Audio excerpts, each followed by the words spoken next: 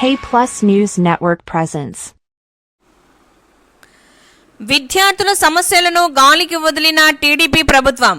NSUI Kadapa జిల్లా అధ్యక్షులు మామిళ్ల బాబు. రాష్ట్ర వ్యాప్తంగా జిల్లా వ్యాప్తంగా విద్యార్థుల సమస్యలను పట్టించుకోకుండా టీడీపీ ప్రభుత్వం ఉందని స్థానిక కాంగ్రెస్ పార్టీ కార్యాలయంలో ఎన్ఎస్యుఐ కడప జిల్లా అధ్యక్షులు మామిళ్ల బాబు మాట్లాడారు. టీడీపీ ప్రభుత్వం రాకముందు విద్యార్థుల శ్రేయస్సు కొరకు ఒక మేనిఫెస్టో విడుదల చేసిందని మామిళ్ల బాబు అన్నారు.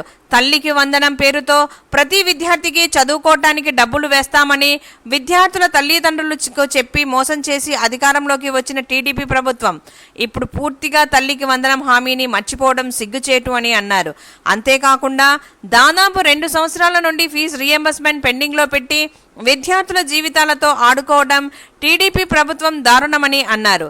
అంతేకాకుండా పేద బడుగు బలహీన వర్గాల విద్యార్థులు చదువుతున్న నివాస వసతి గృహ హాస్టల్లో కాస్మెటిక్ మెస్ ఛార్జీలు విడుదల చేయక విద్యార్థులు చాలా ఇబ్బంది పడుతున్నారు.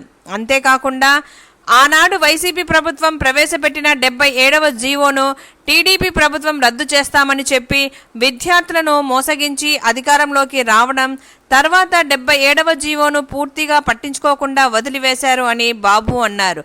ఇలా చాలా విద్యార్థుల సమస్యలు ఉంటే ఇప్పుడు టీడీపీ ప్రభుత్వం 100 రోజుల పరిపాలన పైన అభివృద్ధి చేశామని డప్పు కొట్టుకోవడం సిగ్గుచేటు అని అన్నారు. ఇప్పటికైనా టీడీపీ ప్రభుత్వం మొద్దు నిద్ర వీడి విద్యార్థుల సమస్యలను తీర్చాలని ఎన్ఎస్యుఐ తరఫున డిమాండ్ చేస్తున్నాం. లేని పక్షంలో ఆందోళనలు రాష్ట్ర వ్యాప్తంగా చేస్తామని ప్రభుత్వంను హెచ్చరించారు. ఈ కార్యక్రమంలో మహేష్ భాషలు పాల్గొన్నారు.